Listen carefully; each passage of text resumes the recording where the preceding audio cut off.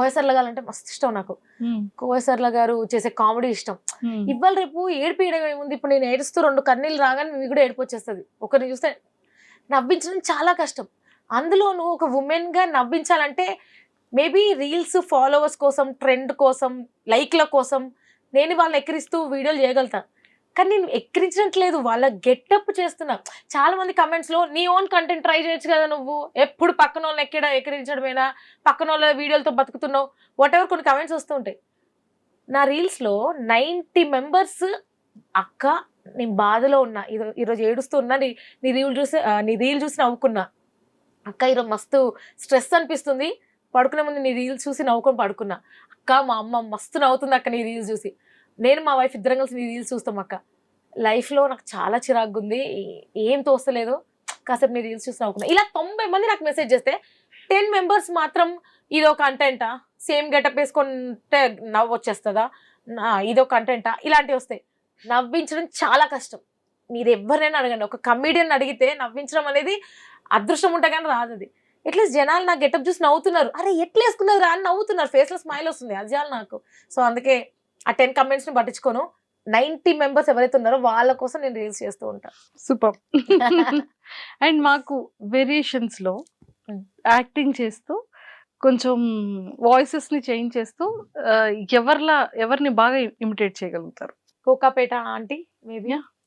ఏమమ్మా మంజుష, అబ్బో మా ఇళ్లలో గిట్లా కూర్చోరమ్మా, మంచిగా కూర్చొని ఏందంత మేడంత బోసిగా ఉంది, మంచిగా నగలేసుకోవాలి, మా ఆయనకైతే నగలేసుకుంటే మంచిగా అనిపిస్తుంది, అగో గిట్లున్నాయింది సోఫాలు, ఫోన్ ఏంది గట్లున్నది, మా ఆయన అయితే అమెరికా నుంచి నాకు కొత్త ఫోను వద్దంటే వినడు, పంపిస్తూనే ఉంటాడు, ఇలా ఉంటది.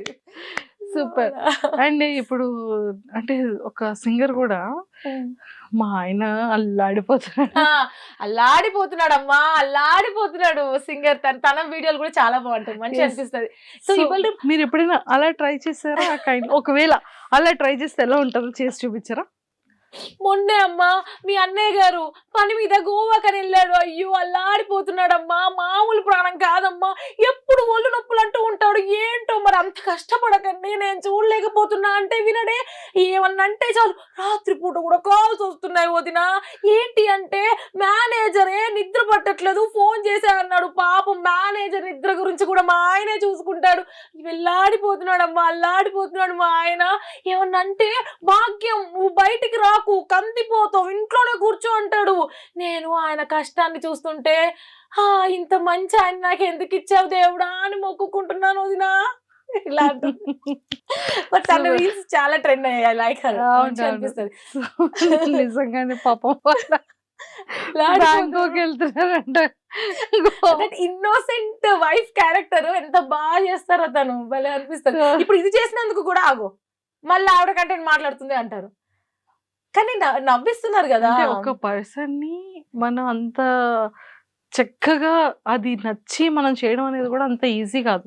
ఇప్పుడు మీరు ఎంత బాగా చేయగలిగారు, సో అదే నేను చేయాలంటే నేను చేయలేను. అంటే అది చాలా రేర్ గా వస్తుంది ఆ టాలెంట్, జనాలకి అది అర్థం కాదు, వాళ్ళకి అర్థం కాదు. అది కాపీ అనేది కాదు, ఎంత ప్రాపర్ గా మనం చేయగలుగుతున్నాం ఆ ప్రెజెంటేషన్ ని, నిజంగానే 100% బెటర్ గా మనం ఇవ్వగలుగుతున్నామా, తనలా మ్యాచ్ చేయగలుగుతున్నామా అనేది కూడా అది మనం ఒక టాస్క్ గా చేస్తాం, అది నచ్చి దానికి ఇష్టపడి. నన్ను అదే బయటకు వెళ్ళినప్పుడు బైక్ డ్రైవ్ చేసుకుంటూ వెళ్తాను, నేను వెళ్తుంటే నన్ను చూసి ఏ అక్కరా ఏ అక్క రీల్ చేస్తుంది కదా ఇలా అంటారు. కొంతమంది బండి వచ్చాపి అక్క నువ్వే కదా రీల్స్ చేసేది, భలే చేస్తావు అక్క, ఎక్కడి నుంచి వస్తాయి ఇవన్నీ సామాన్లు నీకు అని అడుగుతారు. ఎప్పుడైనా షూట్స్కి వెళ్ళినప్పుడు ఇట్లా గుసగుసగుస నా గురించి నేను చూసి నా గురించి మాట్లాడుకుంటున్నారు హ్యాపీగా ఫీల్ అవుతుంటా. అండ్ సెలబ్రిటీస్ తో ఉండే అంటే గురు ఫస్ట్ ఫిలిం తో అంటే ఆర్జేగా మీరు వచ్చిన తర్వాత వెంకటేష్ గారితో ఒక ఫస్ట్ ఎక్స్పీరియన్స్, ఒక మెమరబుల్ మూమెంట్ ని షేర్ చేసుకున్నారు. మీ ఫేవరెట్ యాక్టర్స్ కానీ యాక్ట్రెసెస్ కానీ ఎవరైనా వచ్చే రావడం కానివ్వచ్చు, అర్రే నా ఫేవరెట్ యాక్టర్ తో కదా ఇంటరాక్షన్ అయ్యాను అలా అనిపించే సందర్భాలు ఏంటి? ఎవరు ఆ ఫేవరెట్ యాక్టర్స్? నా favourite hero Nani. So Nani అంటే నాకు చాలా ఇష్టం. సో ఎవ్రీ మూవీ ఇంటర్వ్యూకి నాని వస్తాడు, ఫస్ట్ రాగానే మిర్చిలో నేనంటే ఇష్టం ఉండే అమ్మాయి ఏది స్వాతి అని అడుగుతాడు. సో నాని అంటే అయితే చాలా ఇష్టం. తన మూవీ మొన్న రీసెంట్ గా ఒకటి మా ఆర్జెస్ అందరికి గెట్ టుగెదర్ ప్లాన్ చేశారు. సో వెళ్ళడం, నానిని అందరు నాని అని పిలుస్తారు, నేను మాత్రం నా నాని అని పిలుస్తూ ఉంటా, నా నానిగా ఫీల్ అవుతూ ఉంటా. సో నానితో మంచి ఇష్టం, ఆయన యాక్టింగ్ న్యాచురల్ స్టార్ కదా, మనలానే ఉంటాడు, పక్కింటి అబ్బాయి, ఏం పర్లేదు దగ్గరికి వెళ్ళి మాట్లాడొచ్చు అన్న ఆ చనువు అనిపిస్తుంది నాని చూస్తే.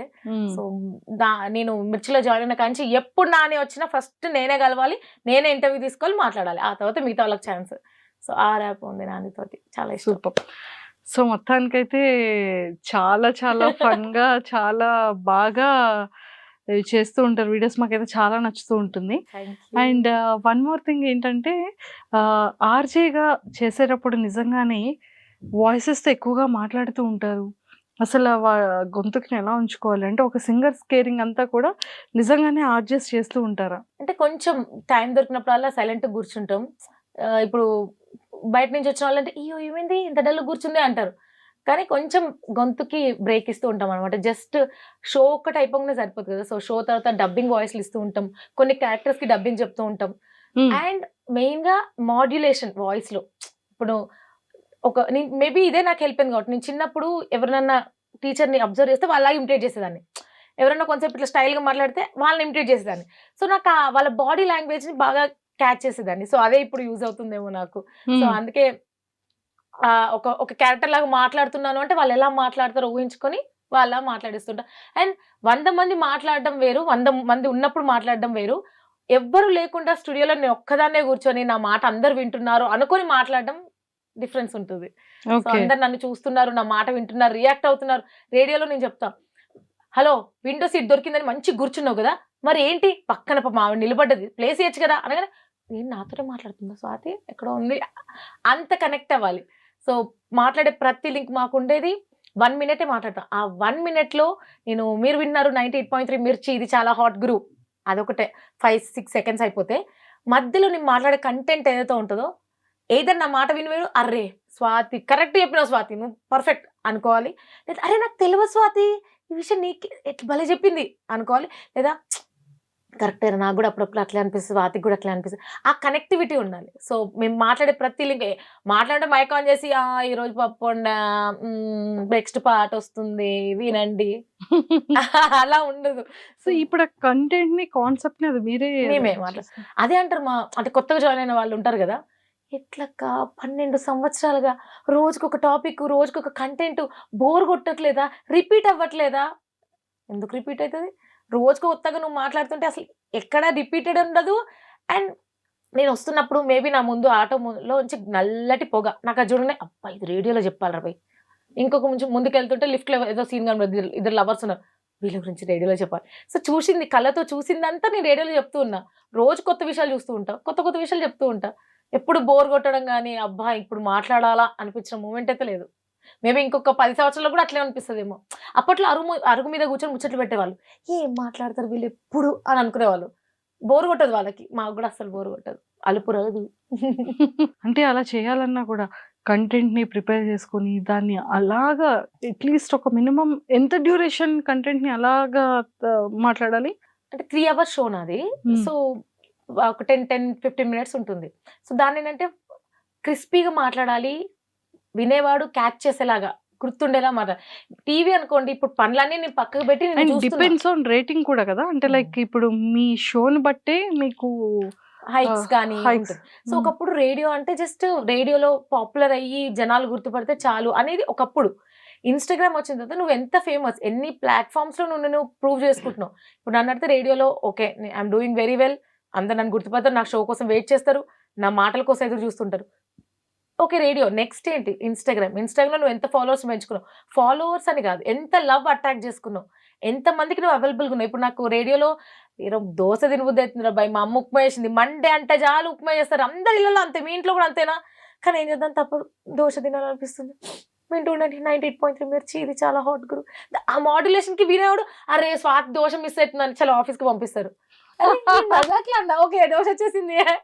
సో ఎంత కనెక్ట్ అయిపోతారు, అలా కూడా ఉంటుందా మంచిగా. కొంతమందికి తెలీదు, ఓ ఈమెకు పెళ్ళయింది అని తెలీదు, ఫోన్ చేసి నీ వాయిస్ బాగుంది స్వాతి, నీతో ఇలా మాట్లాడాలనిపిస్తుంది, నిన్ను చూడాలనిపిస్తుంది అంటే ఇన్స్టాగ్రామ్ లో ఉంటారా, మొత్తం రోజు రీల్స్ పెడుతుంటా, పొద్దున్న స్టోరీ కూడా పెట్టా మా పాపతో, చూడు చూడు చూడు బాగుంటది అని చెప్తుంటూ. నైస్ అసలు కదా, సూపర్. సో మొత్తానికైతే నెక్స్ట్ స్టెప్ ఏం చేయాలని ఉంది కెరియర్ లో? తెలుగు ఇండస్ట్రీ, టాలీవుడ్ లో అడుగు పెట్టాలా, జెండా పాతెంగే లాగా, అది కూడా గ్లామరస్ రోల్ కాదు, మంచి కామెడీ రోల్, మంచి కోసర్ల గారి లాగా నలుగురిని నవ్వించి ఎంటర్టైన్ చేయాలి అంతే. మొన్న టెడెక్స్ లో కూడా అదే చెప్పాను నేను, ఏం చేయాలని ఉంది అంటే ఆయన చెప్తారు కదా, మేబీ నేను కుక్కనే పుడితే 4 కుక్కలు నవ్విస్తాను అని, రమణన్ గారు. అలా నాకు వీలైనంత నా చుట్టూ ఉన్న వాళ్ళు నవ్వుతూ ఉండాలి, నన్ను చూసి నీ ఫేస్ లో స్మైల్ వచ్చిందంటే చాలా రూపాయి నేను గెలిచినాయి కదా, అలా అంతే. మై పండ. సూపర్ అండి, సూపర్. అండ్ స్వాతి గారు, seriously it was nice talking to you. And చాలా చాలా బాగుంది. ఐ థింక్ ఎప్పుడు నవ్వించి చాలా మిస్మరైజ్ వాయిస్ తో చేసే స్వాతిని ఈ రోజు ఎప్పుడు చూస్తూ ఉంటాం, ఎమోషనల్ గా కూడా ఈ రోజు చూసేసాం. అదే నాకు అనిపిస్తుంది. నేను అప్పుడు అనుకున్నా స్వాతి స్ట్రాంగ్ అనుకున్నా, మీరు అడగంగానే టకటకటకగా ఇప్పుడు అంటారు అందరు ఇక కమెంట్స్ లో, వ్యూస్ కోసం స్వాతి ఏడ్చింది బ్లా బ్లా బ్లా అని. అమ్మా నాకు అదే అనుకున్నా, వీలైతే అది కట్ చేసే ఆప్షన్ ఉంటే తీసేయండి.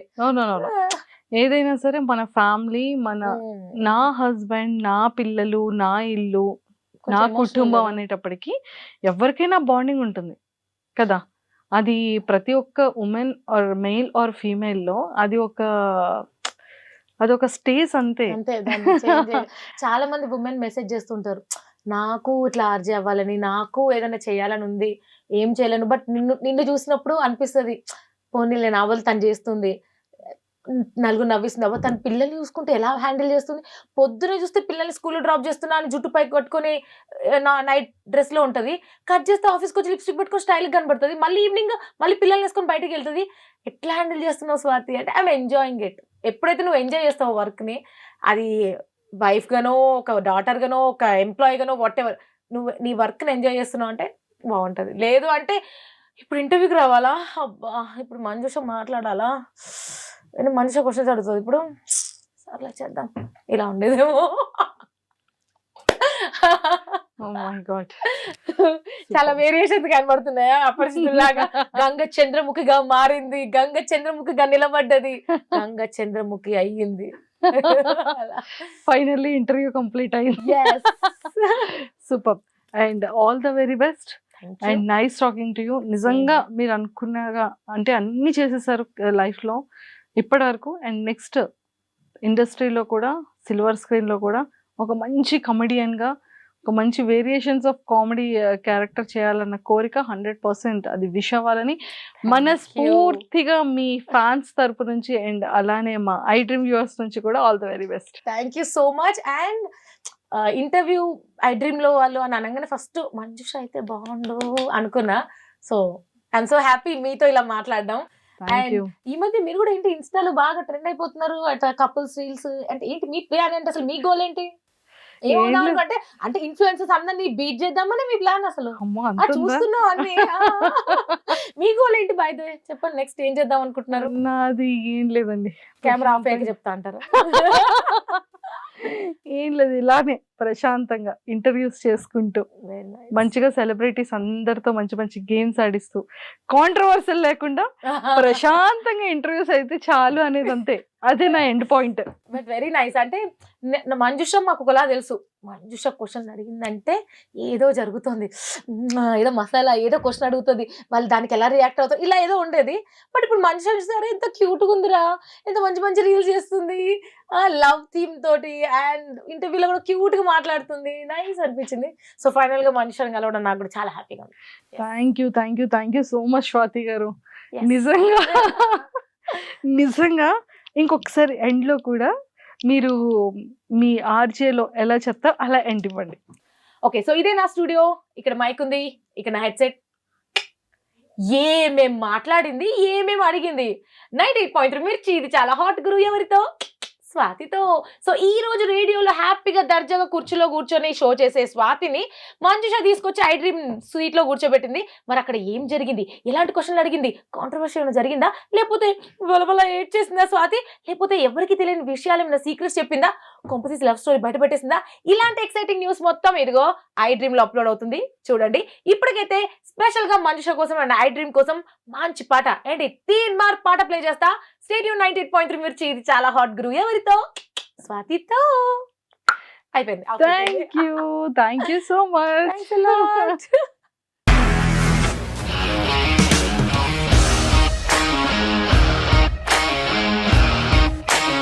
ఇండస్ట్రీలో కమిట్మెంట్ ఇష్యూస్ వస్తాయి, నీకు కూడా వచ్చినట్టు. మార్నింగ్ తీసుకెళ్ళాడంటే కొట్టి పడేస్తాడు.